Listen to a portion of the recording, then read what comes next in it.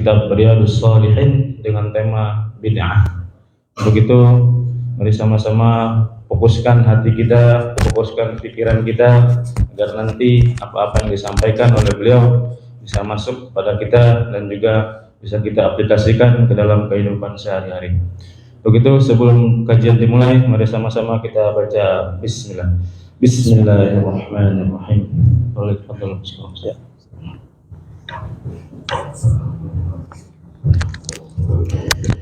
A'udzubillahi minasyaitonir rajim. Bismillahirrahmanirrahim. Assalamualaikum warahmatullahi wabarakatuh. Alhamdulillah nahmaduhu wa nasta'inu wa nastaghfiruh wa na'udzu billahi min shururi anfusina wa min sayyiati a'malina. May yahdihillahu fala mudilla lahu wa may yudlilhu fala hadiya lahu. Asyhadu an la ilaha illallah wahdahu la syarika lahu wa asyhadu anna Muhammadan 'abduhu wa rasuluhu la nabiyya ba'dahu. Amma ba'd. Qala rabbi shrah li sadri wa yassir li amri wahlul 'uqdatam min lisani yafqahu qawli. Maya. Rabbana zidna ilman warzuqna fahman amin ya rabbal alamin. Alhamdulillah, pada subuh hari ini kita masih diberikan begitu banyak kenikmatan dan karunia sehingga kita dapat melaksanakan kewajiban kita sebagai seorang muslim dan mukmin. Salawat serta salam semoga tersampaikan kepada baginda Nabi Muhammad sallallahu alaihi wasallam beserta keluarga beliau, sahabat beliau, dan para pengikut beliau hingga akhir zaman. Dan mudah-mudahan kita mendapatkan syafaat beliau di yaumil qiyamah. Amin ya rabbal alamin. Bapak, Ibu yang dirahmati Allah Subhanahu wa taala, alhamdulillah dalam tema kajian subuh pada subuh hari ini, temanya atau judul yang ada dalam kitab Riyadhus Shalihin itu adalah judul bid'ah. Kalau kita bicarakan tentang bid'ah ini mungkin agak-agak ya sering kita dengar atau mungkin agak sensitif atau yang lainnya.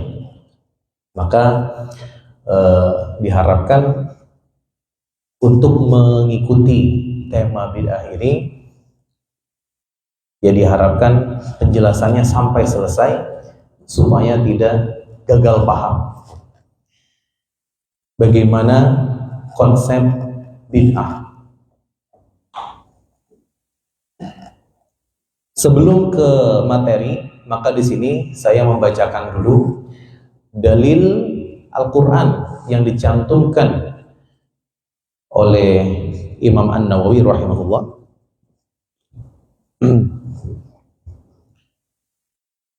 Dalam surat Yunus ayat 32, qala ta'ala famadza ba'dal haqqi illa dhalal, maka tidak ada sesudah kebenaran itu melainkan kesesatan.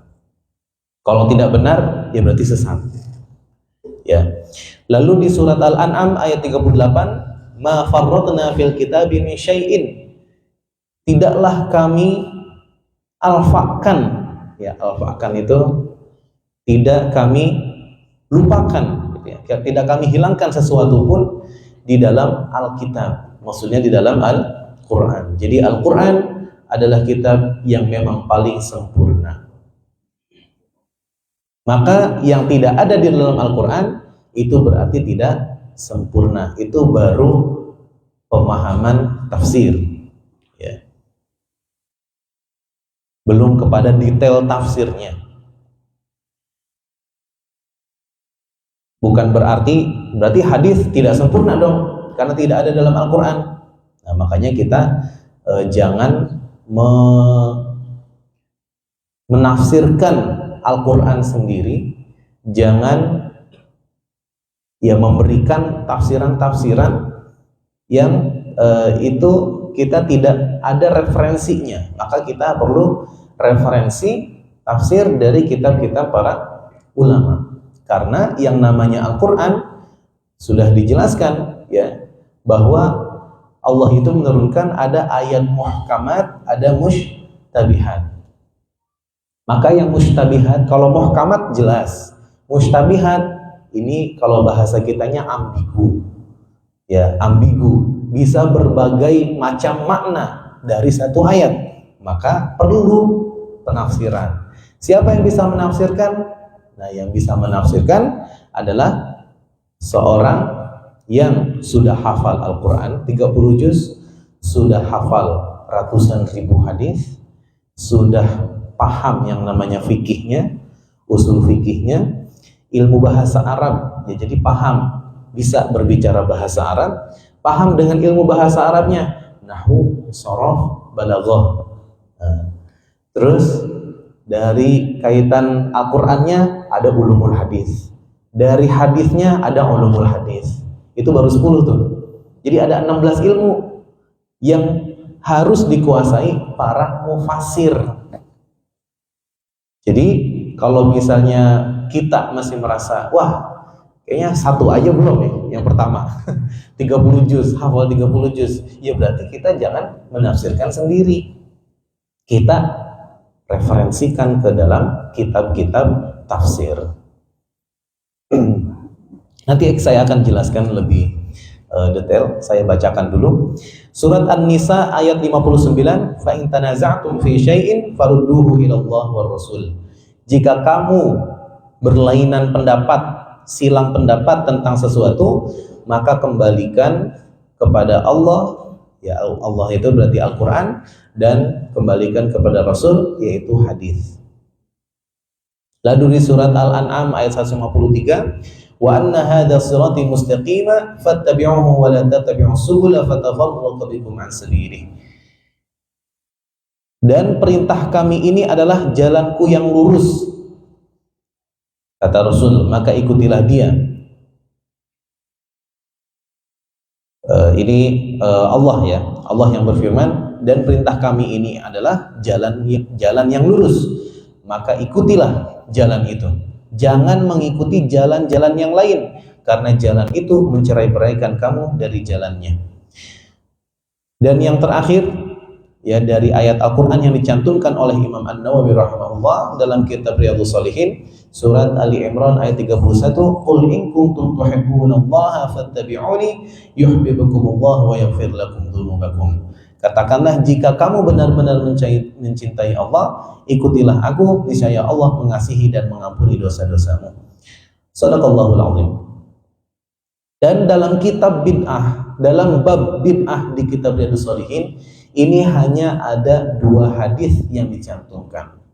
Dan 2 hadis ini sering dijadikan sebagai dalil andalan bagi orang-orang yang suka mentahkim.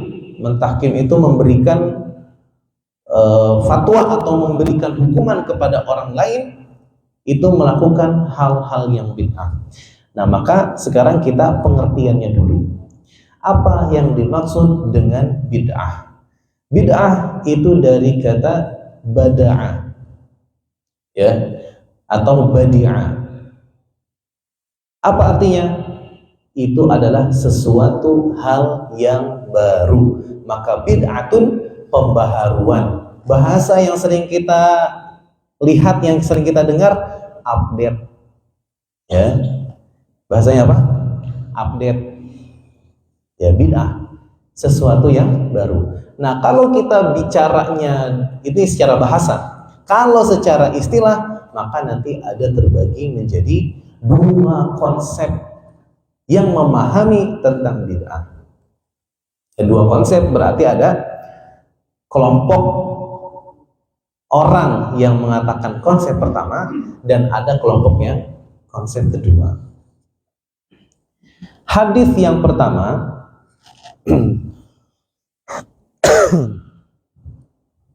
dari Aisyah radhiyallahu anha, bahwasanya Rasulullah bersabda, man ahdatsa fi amrina hadza ma laisa minhu fa huwa raddun. Muttafaqun alaih.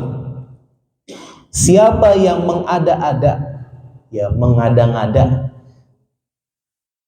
yang itu urusannya dalam agama kami, yang tidak kami perintahkan, maka hal itu tertolak atau ditolak. Berarti segala perbuatan, ini baru konsep yang pertama. Segala perbuatan yang tidak ada perintahnya, ya, tidak ada perintahnya dari kami, ya maksudnya dari Rasulullah atau dari Allah, maka hal itu menjadi tertolak. Bahkan di sini muttafaqun alaih, berarti hadisnya sahih. Ya, hadisnya derajatnya tinggi, sahih. Dalam riwayat Muslim, man amila amalan laisa alaihi amruna fahuwa raddun. Dalam riwayat Muslim, ya, siapa saja yang mengerjakan suatu pekerjaan yang tidak cocok dengan syariat kami, maka ditolak.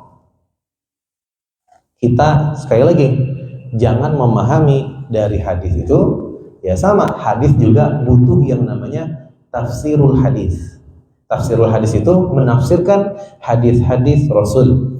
Bagaimana cara menafsirkannya? Menafsirkannya salah satunya adalah dengan menghadirkan hadis yang lain. Jadi jangan hanya dalam satu hadis. Di hadis yang kedua dalam kitab Riyadhus Shalihin ini, ya, dikisahkan bahwa Rasulullah sedang berkhutbah. Idza khataba ihmarrat ainahu. Kalau Rasulullah lagi berkhutbah, itu matanya memerah. Wa ala sautuhu, suaranya meninggi. Washtadda ghadabahu hatta ka'annahu min dzurjaishin. Seakan-akan Rasulullah itu lagi marah, padahal bukan marah, sedang berkhutbah. Seakan-akan Rasulullah itu seperti panglima perang kalau lagi berkhutbah, khutbah Jumat, khutbah Idul Fitri, Idul Adha, atau khutbah yang lainnya, ya. Ya memang kalau zaman dulu, ya, ketika khutbah memang harus suaranya harus tinggi, ya. Ketika suara tinggi, pasti urat terlihat, mata memerah. Ya, kenapa? Nggak ada mikrofon. Jadi supaya yang belakang terdengar. Ya. Jadi kalau misalnya khutbah nggak ada mikrofon, Assalamualaikum warahmatullahi. Yang belakang apa gitu ya? Udah tidur aja, tidur yang di belakang. Tapi alhamdulillah, ya zaman sekarang sudah ada mikrofon. Makanya kalau misalnya tadi, ya, kita memahami konsep yang pertama. Tadi segala sesuatu amalan itu kan tertolak, gitu ya. Nah, ini kan kita sholat pakai mikrofon, berarti mikrofon bid'ah. Berarti kalau sholat pakai mikrofon, sholatnya bid'ah, sholatnya tertolak. Kalau konsep yang pertama. Yaqulu sabbahakum wa massakum. Lalu Rasulullah bersabda, bu'ithu ana was-sa'ah kahataini wa yaqrinu baina usbu'aihi sababah wal wusta. Jadi kata Rasulullah bahwa antara aku, ya kata Rasulullah, antara aku diutus sebagai nabi dan rasul dengan kiamat itu jaraknya bagaikan dua jari ini. Rasulullah menempelkan antara telunjuk dan jari tengahnya. Maksudnya apa? Bahwa antara diutusnya Rasul kepada hari kiamat itu berarti sudah dekat dengan kiamat. Karena memang salah satu tanda kiamat adalah diutusnya Nabi yang paling terakhir. Nabi yang paling terakhir adalah Nabi Muhammad Sallallahu Alaihi Wasallam. Jadi Nabi akhirul zaman. Jadi kalau misalnya kita nih sebagai umat Nabi Muhammad, berarti kita adalah umat akhir zaman. Itu kalau ada seorang ustadz pengikut Nabi Muhammad, ustadz akhir zaman. Jadi kita sebenarnya memang sudah dalam akhir zaman, gitu, karena sudah tidak ada nabi lagi, ya, menandakan bahwa kiamat sudah dekat. Kalau misalnya kita hidupnya masih di zaman Nabi Musa, berarti kiamat masih lama. Karena habis Nabi Musa masih ada nabi lagi, Isa alaihissalam. Lalu ada nabi lagi, Muhammad sallallahu alaihi wasallam. Amma ba'du. Ya, di sini dikatakan amma ba'du. Lalu Rasulullah Ya, jadi Rasulullah itu ketika berkhutbah panjang, lalu di sini dikatakan langsung ke amma ba'du, karena setelah amma ba'du langsung isi khutbahnya. Fa inna khairal hadithi kitabullah wa khairal hadi hadi Muhammad sallallahu alaihi wasallam wa syarrul umuri muhdatsatuha wa kullu bid'atin dhalalah. Apa kata Rasulullah? Sebaik-baik ucapan adalah kitabullah, Al-Quran. Sebaik-baik petunjuk adalah petunjuk Muhammad SAW. Dan sejelek-jelek perkara agama sepeninggalku adalah melakukan sesuatu yang baru dalam agama. Yang demikian itu disebut bid'ah. Dan setiap bid'ah itu pasti sesat. Summa yaqulu ana aula bikulli mu'minin min nafsih. Selanjutnya beliau bersabda, aku lebih utama dalam segala hal dibanding orang mukmin yang lain. Man taraka malan fali ahlihi wa man taraka dainan aw daya'an fa ilayya wa alayya. Siapa saja meninggalkan harta, maka harta itu hak untuk ahli warisnya. Dan siapa yang meninggalkan hutang atau keluarga yang tersia-sia, maka sayalah walinya dan atas tanggungan. Hadis riwayat Muslim.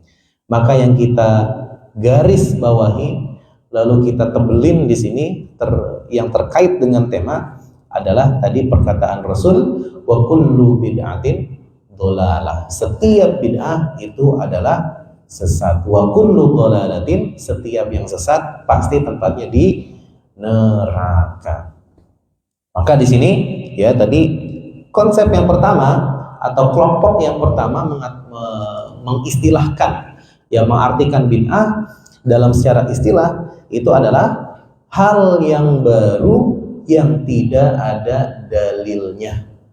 Karena tadi di hadis yang pertama ya, man ahdatsa fina ya, man ahdatsa fi amrina hadza ma laisa minhu fa huwa raddun. Berarti tidak ada dalilnya, tidak dicontohkan oleh Rasulullah, maka itu tidak sunnah atau itu bid'ah. Ya.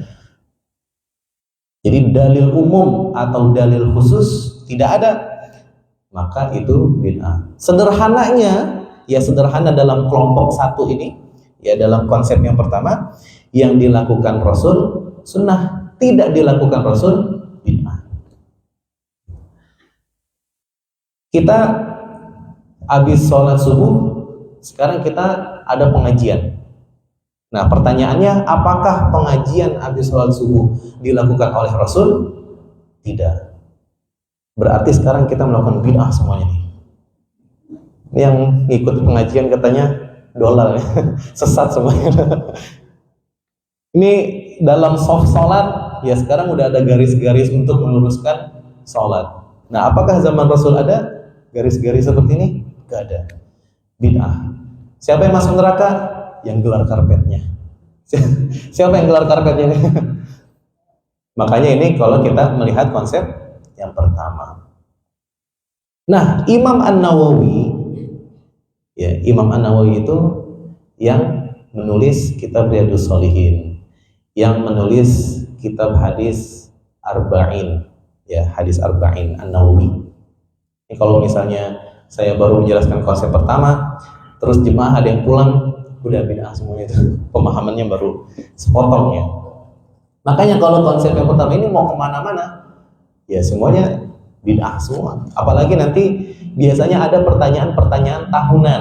Nah pertanyaan tahunan itu ketika menghadapi bulan Ramadan misalnya, atau misalnya di Sya'ban saja udah banyak tuh. Apakah nisfu Sya'ban dicontohkan Rasul? Lalu ketika Ramadan sunnahnya, ya kan bicaranya pertanyaannya apakah sunnah gitu ya, apakah sunnah ya imsak. Sekarang kita ada waktu imsak ya kalau bulan Ramadan tuh. Nah imsak itu belum pernah dan tidak pernah dicontohkan oleh Rasul, berarti imsak bid'ah gitu.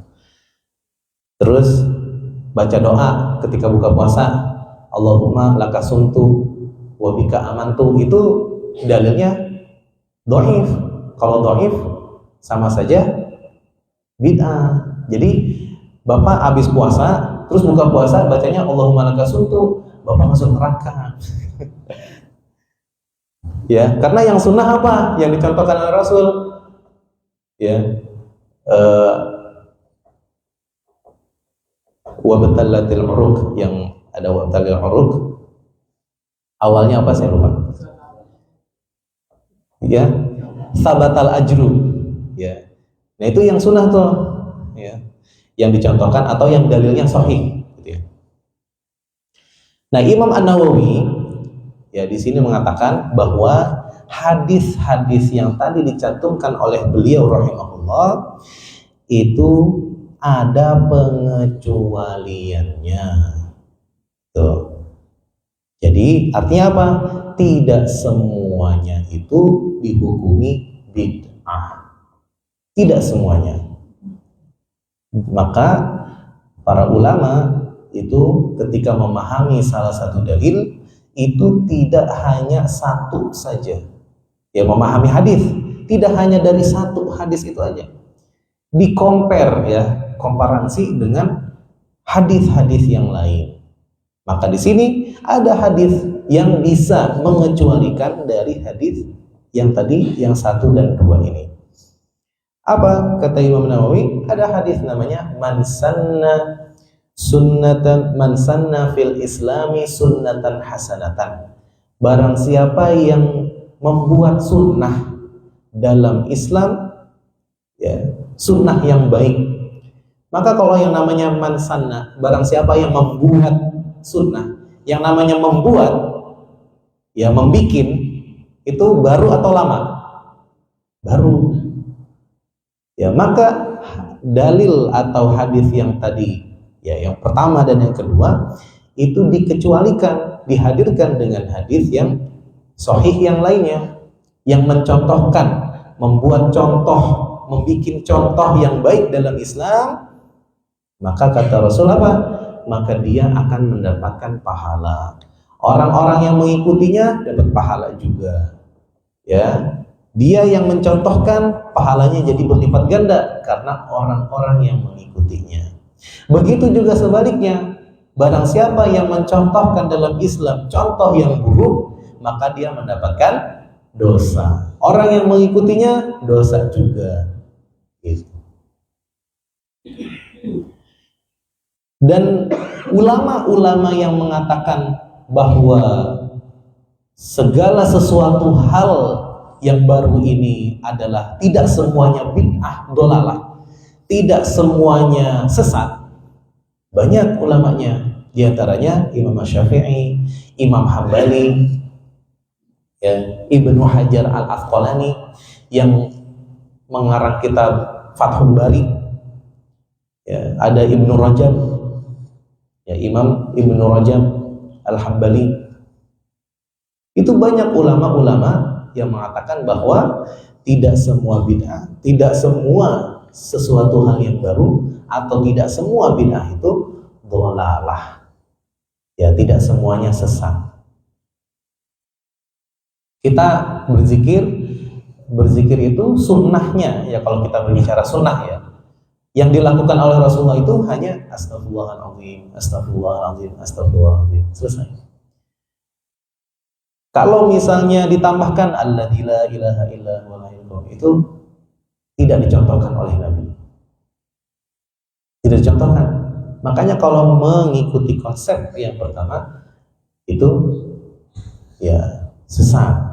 Maka kadang memahaminya mana yang lebih baik antara pelaku maksiat atau pelaku bid'ah. Ya, bahkan ada yang mengatakan, ya, mendingan pelaku maksiat, pelaku bid'ah itu sudah level tertinggi. Maka saya tanya, ada orang yang tidak sholat, maksiat bukan? Maksiat, tidak sholat. Lalu ada orang yang sholat, terus berzikirnya ditambahin alladzi la ilaha illa huwal hayyul qayyum wa atubu ilaih. Mana yang lebih baik? Yang tidak sholat atau sholat pakai zikirnya ditambahin? Nah, masih lebih baik yang sholat. Ya. Tapi banyak orang yang lebih berfokus untuk mengomentari yang bid'ah ini. Ya, harusnya komentarin dulu tuh yang nggak sholat. Ya, supaya dia sholat bagaimana? Maka Imam An-Nawawi mengatakan ini konsep yang kedua. Konsep yang kedua, sesuatu hal yang baru dalam ibadah, tapi ada dalilnya, walaupun secara tidak langsung, maka itu bukan bid'ah. Kalaupun itu bid'ah, maka masuk ke dalam bid'ah hasanah. Yang tadi di hadis yang sebelumnya, man sanna fil islami sunnatan hasanatan, maka ada maksudnya bid'ah hasanah. Gitu. Maka konsep bid'ah itu memang ada dua. Ya, bid'ah itu ada dalam ibadah dan ada yang bukan dalam ibadah. Yang dalam ibadah itu hubungan kita dengan Allah. Kalau yang bukan ibadah, hubungan kita dengan manusia. Ya, kita betul ibadah, kita sholat. Sholat itu memang betul niatnya ke Allah, tapi hubungan kita ke manusianya, ya bagaimana supaya imam ini didengarkan bacaannya kedengaran oleh makmum yang di belakang, maka ditambahkan mikrofon. Ya, maka mikrofon ini tidak masuk ke dalam ibadah. Ini bukan ibadah karena hubungannya adalah dengan manusia. Seperti itu. Ya, sebenarnya banyak sekali ya contoh-contoh seperti ya mungkin kalau polemik dalam masyarakat, bagaimana hukum tahlilan nanti, bagaimana hukum memperingati Maulid Nabi, apalagi ya banyak.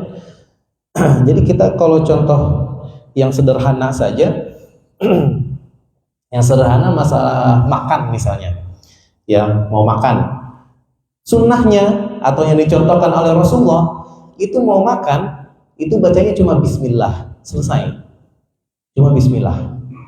Lalu ada orang yang mau makan nambahin Bismillahirrahmanirrahim, boleh nggak? Nah, kalau pakai konsep yang kedua, boleh, gitu ya. Kalau konsep pertama, gara-gara nambah Ar-Rahman Ar-Rahim, bid'ah. Ya. Nanti lebih dalam lagi, kita contohkan yang lain yang terjadi di zaman Rasulullah. Ya. Di zaman Rasulullah ada imam Masjid Quba yang sudah pernah ke Mekah, yang pernah umroh di Madinah, ya dekat dengan Masjid Madinah ada namanya Masjid Quba. Ya, Masjid Quba itu ya jaraknya tidak terlalu jauh lah gitu dengan Masjid Nabawi. Nah, imam Masjid Quba pada zaman Rasulullah kalau setelah baca Al-Fatihah itu baca Al-Ikhlas, habis baca Al-Ikhlas baru baca surat gitu. Jadi waladhdallin amin, baca Al-Ikhlas dulu ya. Bismillahirrahmanirrahim. Qul huwallahu ahad, Allahus samad, lam yalid wa lam yulad wa lam yakul lahu kufuwan ahad. Enggak langsung ruku, baca surat yang lain. Bismillahirrahmanirrahim. Toha ma anzalna 'alaikal Qur'an litashqa, dan seterusnya. Makmum protes ya setelah sholat. Ya. Wahai imam, kenapa engkau membaca Al-Ikhlas setelah Al-Fatihah? Ya, dikasih pilihan sama makmum, tinggalkan Al-Ikhlas ya langsung baca surat, atau setelah Al-Ikhlas langsung ruku, nggak usah baca surat lagi. Dikasih pilihan sama makmum. Lalu imam Masjid Qubanya ngebalikin, ya kasih pilihan lagi, saya akan tetap seperti ini sholatnya, setelah Al-Fatihah, Al-Ikhlas dulu baru surat yang lain. Nah, sekarang saya ngasih pilihan ke kamu. Kalau kamu nggak suka, nggak setuju, silakan kamu yang jadi imam, ya saya makmum. Atau kalau misalnya kamu masih mau saya imam, maka saya tetap dalam pendirian saya. Nah, itu di zaman Rasul, yang dimana Rasul ada. Jadi tinggal nanya, gitu kan? Tinggal ya sumbernya ada gitu kan. Tapi pertanyaannya kenapa para sahabat itu tidak bertanya, kepada Rasul. Nah ini makanya nanti ada bagaimana kita berpikir yang sunnah. Nah ini yang dicontohkan oleh Rasul. Nanti di akhir ada kenapa para sahabat itu tidak bertanya kepada Rasul ketika mengamalkan suatu amalan-amalan. Termasuk tadi Imam Masjid Kuba. Kalau misalnya ada Rasul, harusnya nanya dulu dong. Ya Rasul, boleh nggak saya ngimamin Al-Ikhlas dulu, baru surat yang lain? Tapi ini nggak nanya dulu, langsung. Kan Kuba sama Masjid Nabawi kan nggak seberapa jaraknya. Ya tinggal datang nanya. Nah ini ada alasannya ya nanti. Kenapa para sahabat itu tidak bertanya? Nah nanti konsep pemikiran Rasulullah ini yang nanti konsepnya adalah konsep yang sunnah. Artinya Rasulullah mempunyai pemikiran, berarti harusnya kita menggunakan pemikiran ala Rasulullah. Nah singkat cerita, akhirnya Rasulullah datang ke Masjid Kuba. Nah ketika Rasulullah datang ke Masjid Kuba, para makmumnya, jemaahnya itu ngadu ke Rasul. Nah ini yang uniknya di sini, bukan imamnya yang bertanya, tapi makmumnya yang ngadu, ya Rasul, si imam begini. Lalu Rasul bertanya kepada imamnya, ya imam, kenapa engkau tidak mengikuti kemauan sahabat-sahabatmu? Nah dalam pertanyaan ini kan Rasulullah seakan-akan pro dengan jemaah gitu ya, mengikuti jemaah nih. Lalu apa kata imamnya? Ya Rasulullah, aku cinta kepada surat Al-Ikhlas. Makanya setiap Al-Fatihah, habis Al-Fatihah, aku baca Al-Ikhlas, setelah itu baru surat. Kenapa? Karena aku sangat cinta terhadap surat ini. Lalu apa kata Rasulullah? Kecintaanmu terhadap surat Al-Ikhlas memasukkanmu ke dalam surga. Justru yang begitu masuk surga, mengamalkan sesuatu tanpa bertanya. Contoh yang lain, Bilal bin Rabah. Kita tahu kisahnya bagaimana Bilal bin Rabah itu ya terompahnya, kalau sekarang kita sendalnya gitu ya. Sendalnya itu terdengar di surga. Rasulullah nggak tahu amalan apa yang dilakukan oleh Bilal bin Rabah radhiyallahu anhu. Sampai Rasulullah nanya, ya Bilal, aku mendengar terompahmu, ya ada suaranya di surga. Dan nanti di surga selalu mengikuti suara terompah itu mengikutiku. Ya berarti surganya sama seperti surganya Rasulullah. Kalau surganya Rasulullah itu surga yang tertinggi. Lalu apa kata Bilal bin Rabah? Ya, setiap kali azan aku berwudu, dan setiap aku berwudu aku melaksanakan sholat sunnah tuhur, sholat sunnah wudu. Jadi habis wudu ada sholat sunnahnya. Ya, kalau batal wudu lagi, sholat sunnah lagi, menjaga wudunya. Lalu kata Rasulullah, oh karena amalan itulah engkau akan masuk surga bersamaku. Nah sekarang pertanyaannya, Bilal bin Rabah berapa kali ketemu Rasulullah dalam sehari? Minimal 5 kali kan? Karena Bilal kan muazin. Setiap azan imamnya Rasul. Itu kan, Bilal azan pasti imamnya Rasul. Minimal 5 kali. Belum ketika Rasulullah keliling untuk berdakwah, Bilal bin Rabah ikut. Jadi seberapa banyak Bilal bin Rabah ketemu Rasul, tapi Bilal tidak nanya, ya Rasul saya begini-begini mengamalkan ibadah. Nggak pernah nanya Bilal. Ya, Rasulullah aja nggak tahu ngamalin apa itu Bilal sampai masuk surga. Ya ketika ditanya baru tahu. Nah ini ya berarti artinya apa?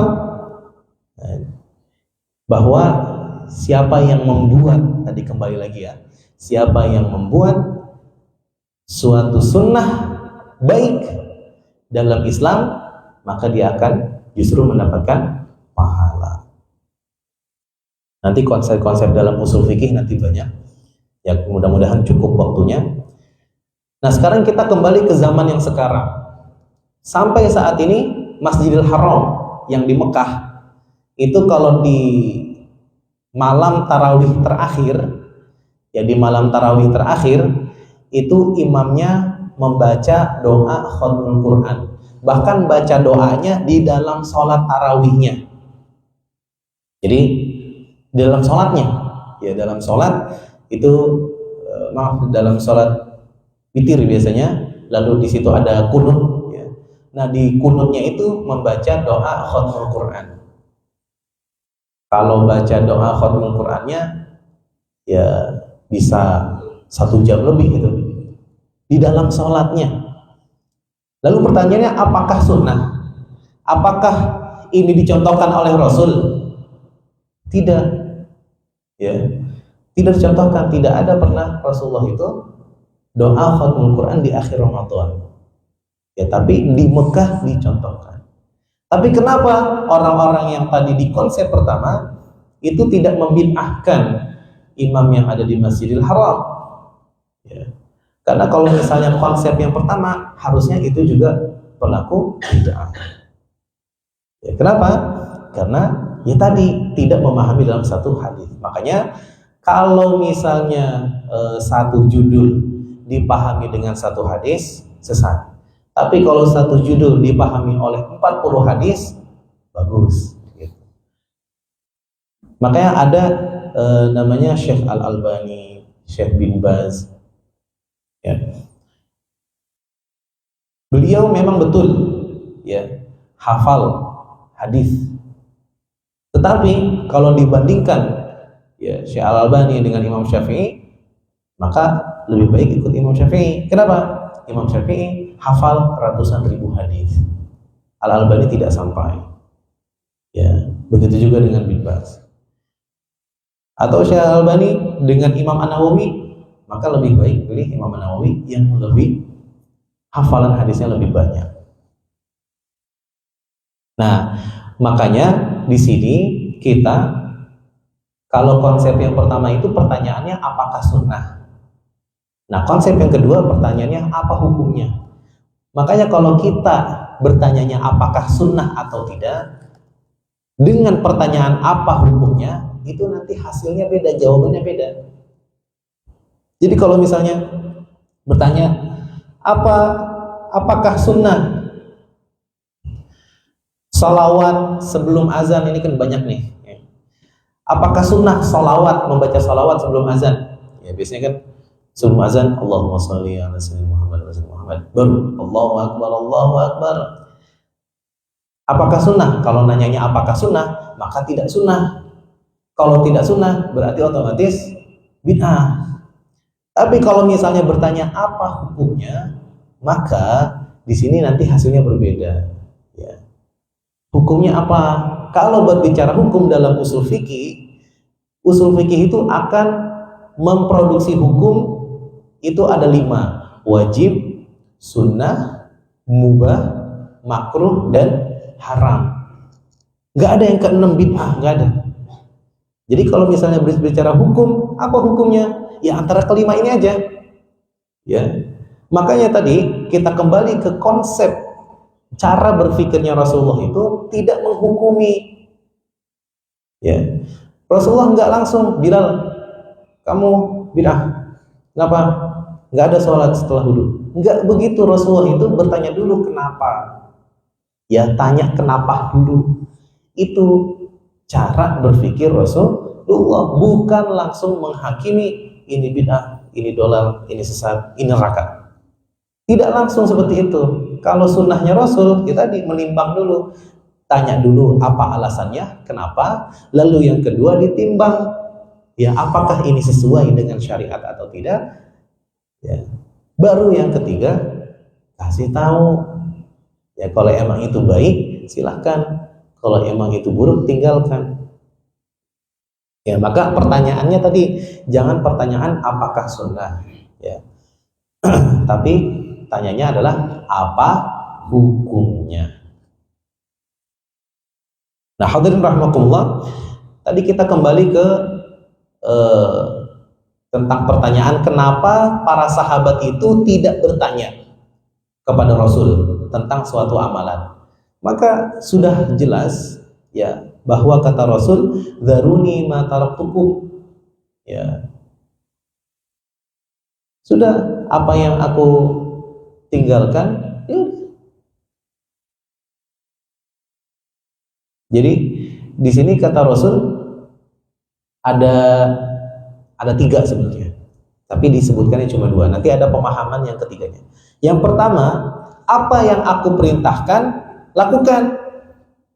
Ya, ma amartukum ya malu. Ya, apa yang aku perintahkan, lakukan. Wa ma nahaitukum fajtanibuhu. Apa yang aku larang, tinggalkan. Ini sebenarnya yang Rasulullah ucapkan cuma 2. Nanti pemahamannya ada 3. Apa yang aku perintahkan, maka lakukan. Apa yang aku larang, maka tinggalkan. Lalu dilanjutkan oleh Rasulullah, jangan banyak bertanya, karena umat sebelum kalian itu binasa karena banyak nanya dan juga banyak menentang. Nah, di sini ada pemahaman dalam tafsir hadisnya ini adalah bagaimana dengan sesuatu yang tidak diperintahkan dan tidak dilarang, kan gitu. Kalau diperintah jelas, ya. Sholat perintah jelas, nggak boleh dilanggar. Yang dilarang juga jelas. Khomer, ya, minuman yang memabukkan, itu jelas larangannya. Memakan daging babi itu jelas pengharamannya. Maka udah jelas.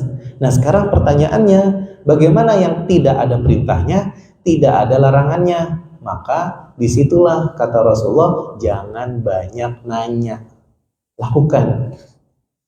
Itulah kenapa para sahabat, ya tadi, baca surat Al-Ikhlas setelah Al-Fatihah, lalu ada sholat sunnah wudhu oleh Bilal bin Rabah. Kenapa tidak bertanya kepada Rasul? Karena tidak ada perintahnya, tidak ada larangannya. Maka jangan banyak nanya, gitu kata Rasulullah, bukan kata saya. Ya, gitu ya. Kalau kita lanjutkan kembali, ya, sekarang kita mau bicara dalam ruang lingkup namanya usul fikih. Dalam ruang lingkup usul fikih itu cara berproses sampai kepada produksi hukumnya, maka ada namanya wasilah dan ada yang namanya hadaf. Hadaf itu tujuan, wasilah adalah alat, ya, alat untuk mencapai tujuan tersebut. Ya. Contohnya,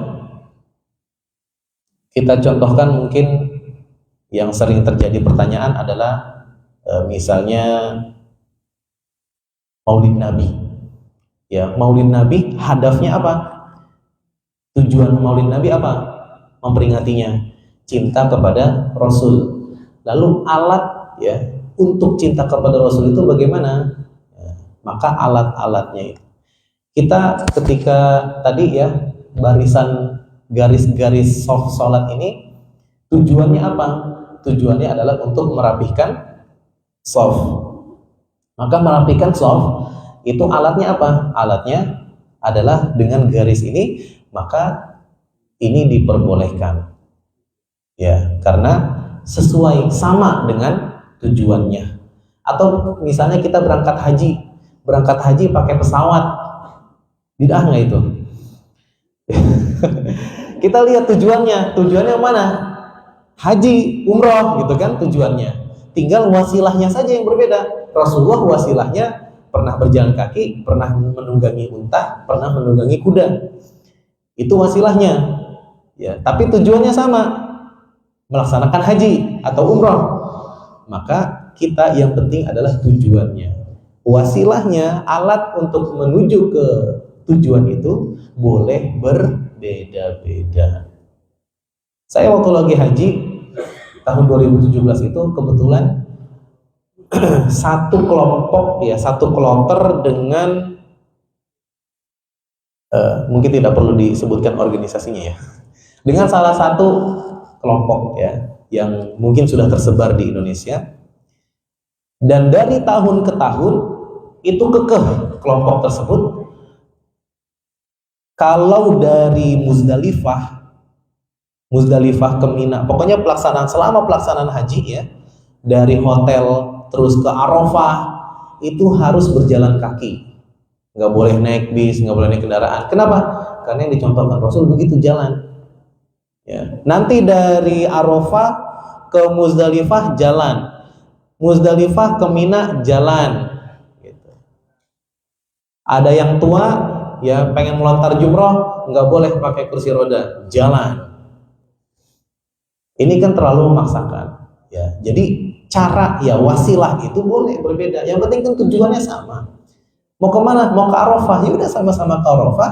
Silakan. Mau pakai jalan kaki, ya boleh juga. Cuman lihat jemaahnya banyak yang pada tua, pada pakai kursi roda. Menyusahkan nggak? Menyulitkan nggak? Menyulitkan. Ya sama kita juga kalau pergi hajinya nggak boleh naik pesawat, harus naik hotel juga menyulitkan. Maka di sini ada dalam usul fikih ada namanya wasilah dan hadaf. Caranya dengan tujuannya dilihat. Yang penting tujuannya itu sama.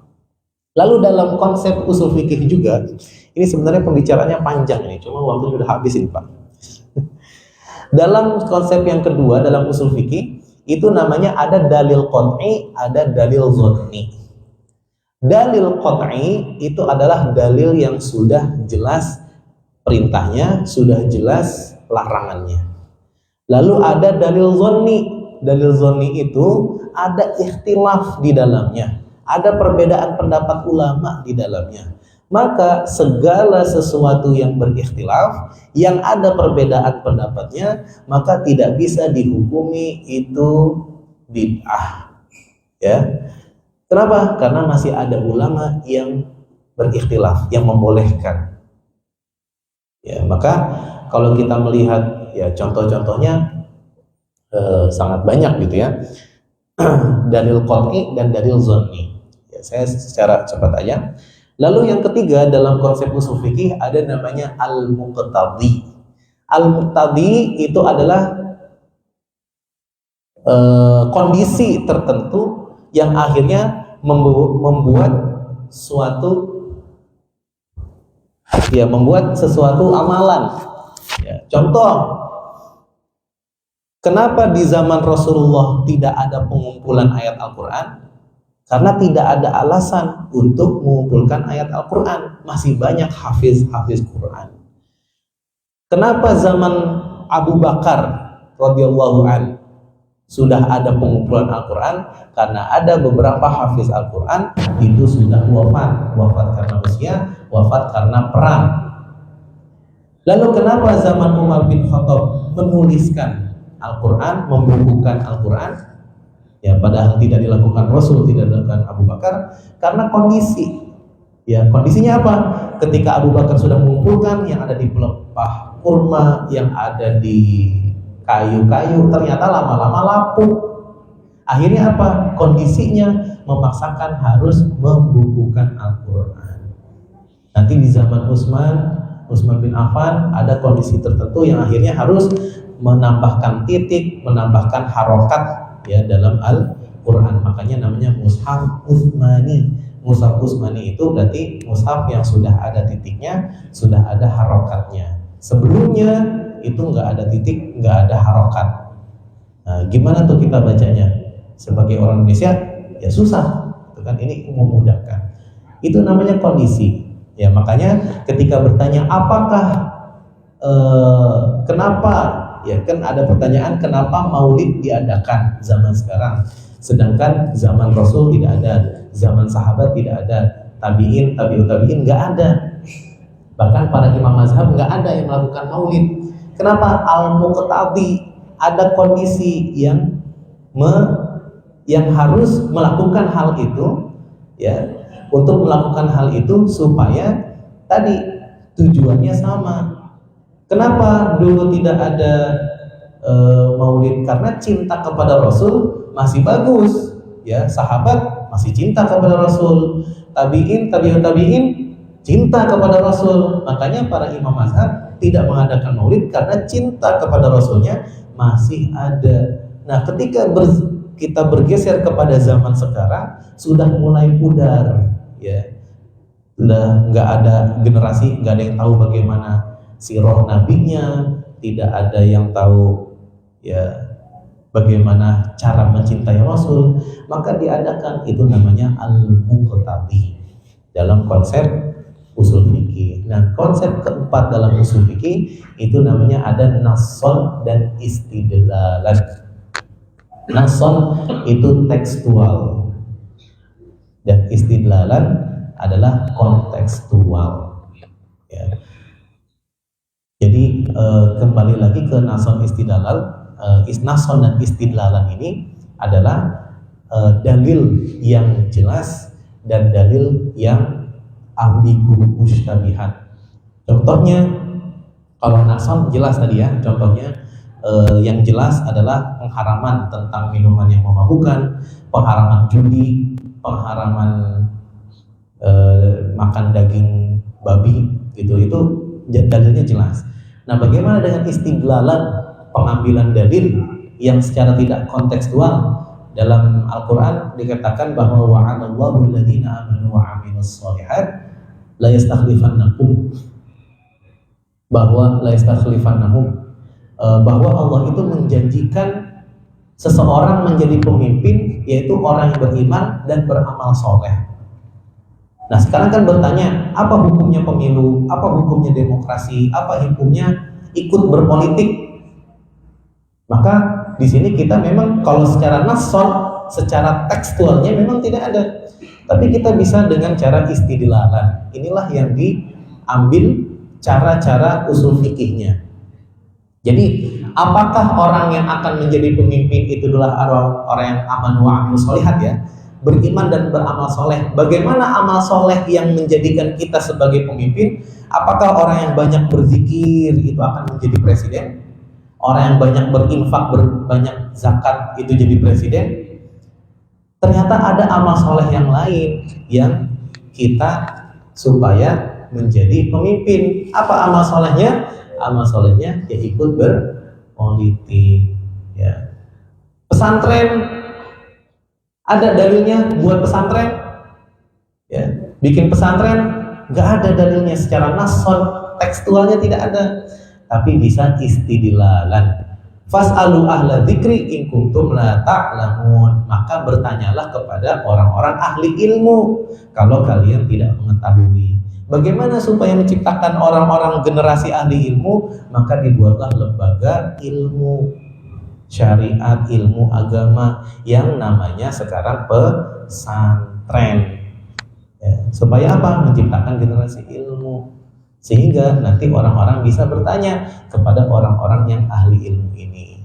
Itu bedanya dari nasson dan istidlalan. Jangan hanya mengambil yang nassonnya saja, ya, tekstualnya saja. Ya, kalau nyari yang tekstualnya saja, ya sulit kita. Ya, secara dalil, secara jelasnya sulit. Ya, nyari dalil tentang bangun pesantren, nggak ada. Rasulullah aja nggak bikin pesantren, ya. Para sahabat nggak bikin pesantren, ya. Jadi nanti bingung, nanti mencari dalil. Makanya jangan hanya nasson, tapi istidlalan. Wallahu a'lam bishawab. Mudah-mudahan ini bisa memberikan pemahaman yang benar dari konsep bid'ah. Langsung salam, ya. Alhamdulillah. Bapak-bapak, ibu-ibu, ada yang dipertanyakan? Silakan.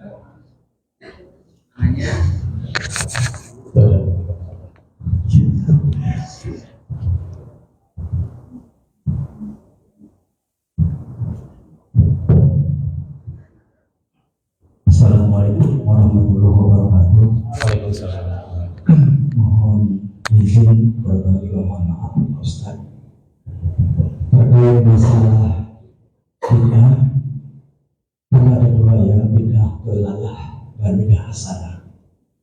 Kemudian tidak bisa kita pungkiri lagi bahwa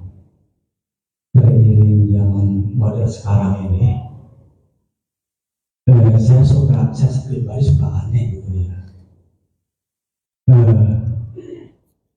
Quran banyak tergeletak di setiap pojok-pojok masjid. Mohon maaf sebesar-besarnya. Sebenarnya kita baca Quran itu lewat HP. Di mana HP itu kan kontennya, isinya, bukan saja masalah hal-hal yang positif, tentunya yang negatif pun banyak di HP itu.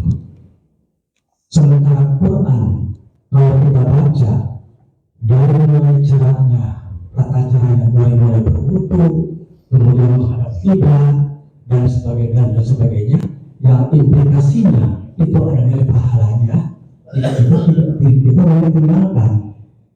Kita lebih cenderung yang praktis yaitu lewat HP. Sementara handphone itu sendiri kan, kalau saya telah banyak sekali gambar-gambar pornonya segala macamnya. Dan kalau kita baca Quran lewat HP, saya kira tidak perlu kita ambil wudhu kan, tidak perlu ambil wudhu. Kemudian HP juga kita bisa langkahi. Kita langkah, sebenarnya Quran kita tidak bisa dilangkah. Pertanyaannya, mohon maaf, membaca Quran lewat HP, handphone, apakah itu termasuk kategori bid'ah atau bukan? Kalau masuk kategori bid'ah, bid'ah yang mana? Apakah bid'ah dolalah atau bid'ah hasanah? Terima kasih atas penjelasannya. Wassalamualaikum warahmatullahi wabarakatuh. Waalaikumsalam warahmatullahi wabarakatuh. Saya langsung jawabnya ya.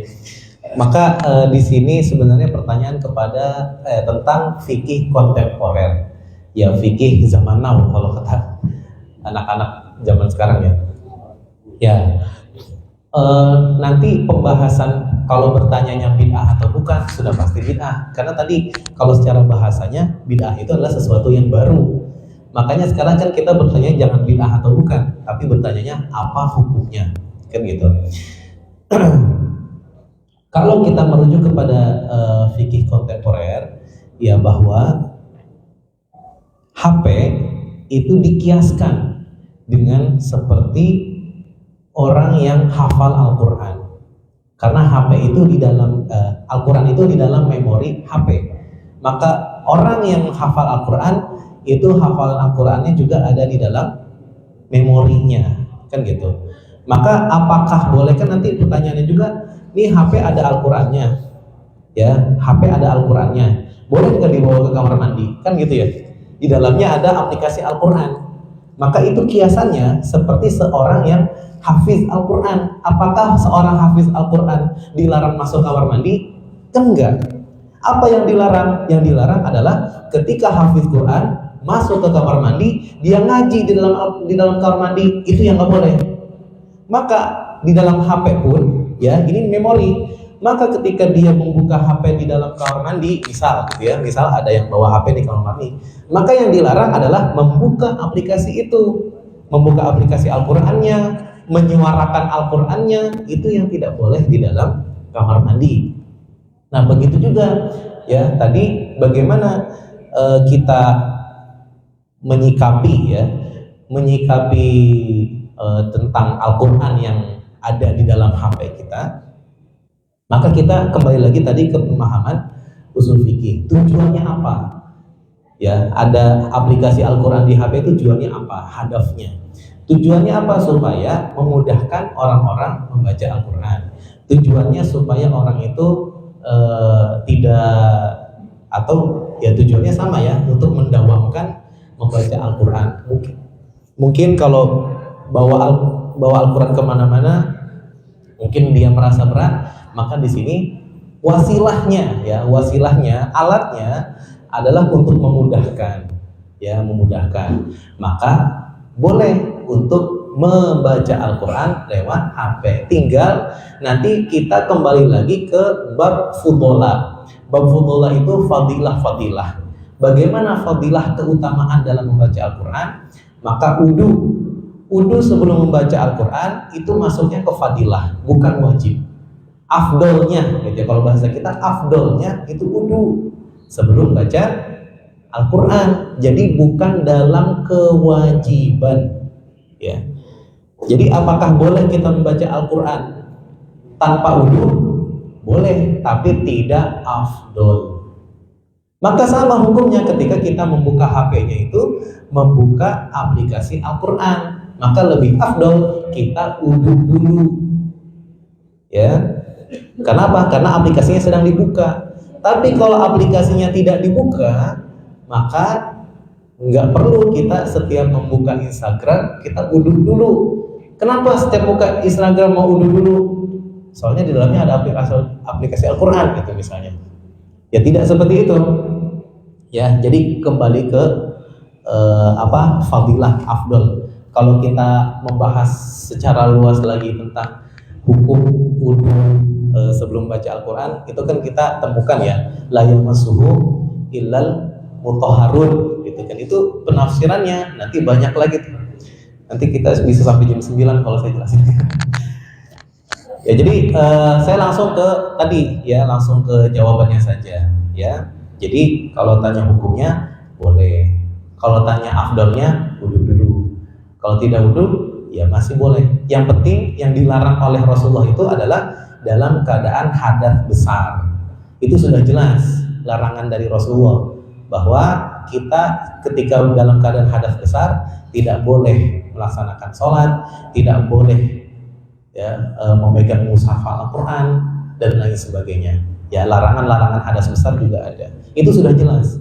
Lalu bagaimana kalau hadas kecil? Tidak dijelaskan oleh Rasul. Maka kembali lagi tadi, tidak diperintahkan, tidak dilarang, maka jangan bertanya. Artinya apa?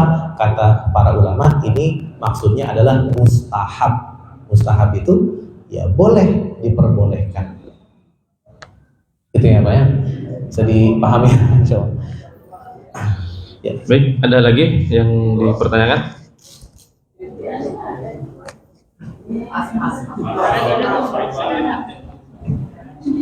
Maaf. Kalau ibu semangat ya. Kirim Pak Anton yang warnanya. Assalamualaikum warahmatullahi wabarakatuh. Waalaikumsalam warahmatullahi wabarakatuh. Terima kasih Ustaz. Yang sebenarnya konsep dari ibadah benar nggak sih Dok?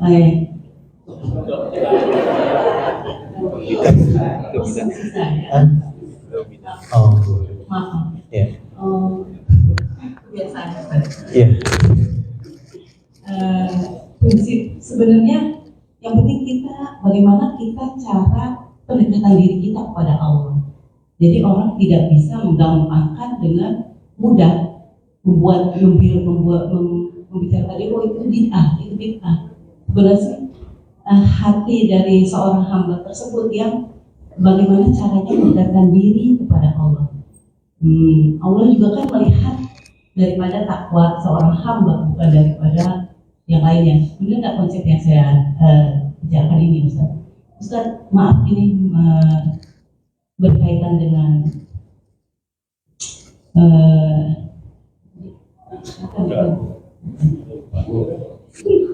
hadas besar. Maaf Ustaz, maaf ya.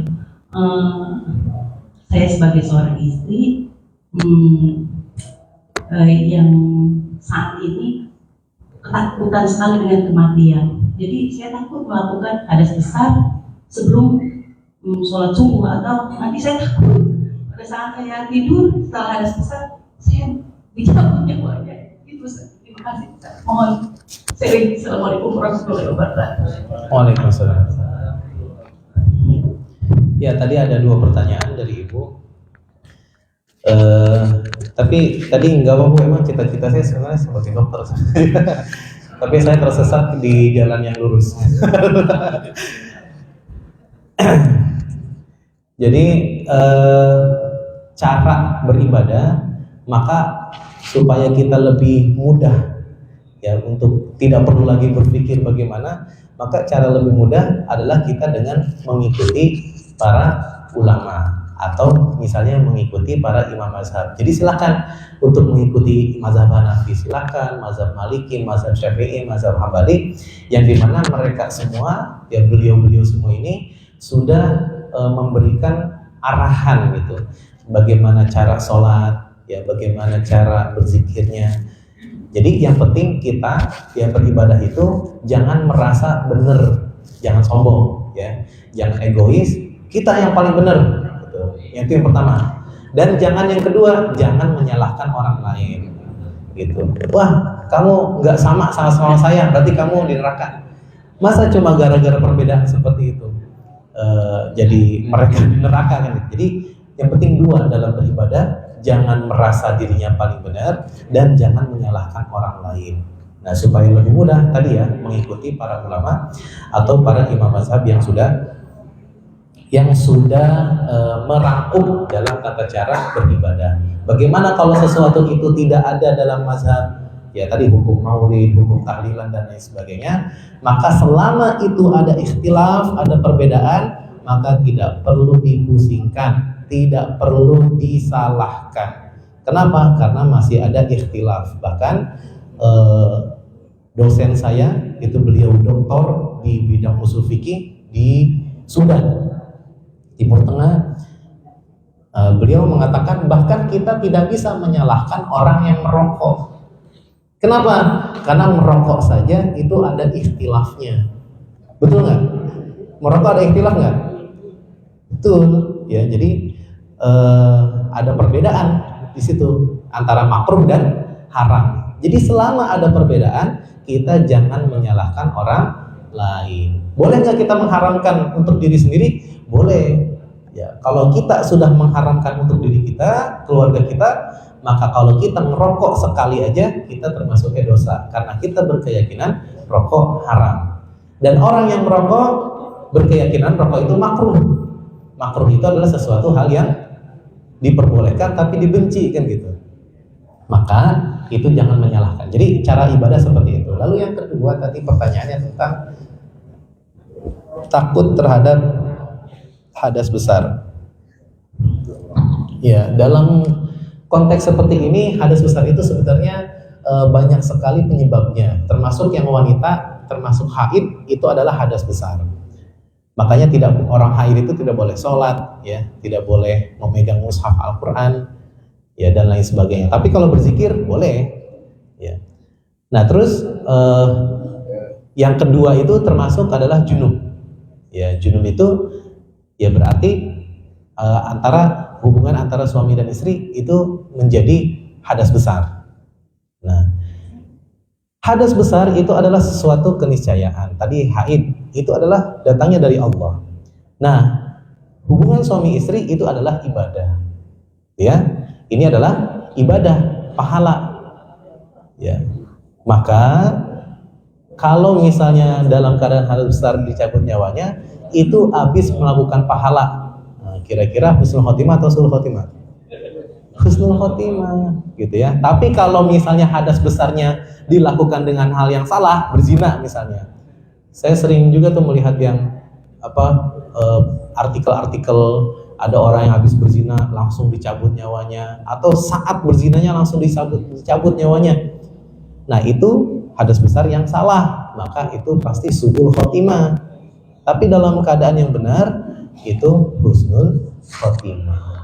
Nah, bahkan kalau saya boleh cerita sedikit, ada sahabat Rasul yang ikut berperang, lalu dia mati ya di perang Uhud, lalu dia syahid dalam perang Uhud. Nah, setelah syahid itu ternyata malaikat memandikan dia.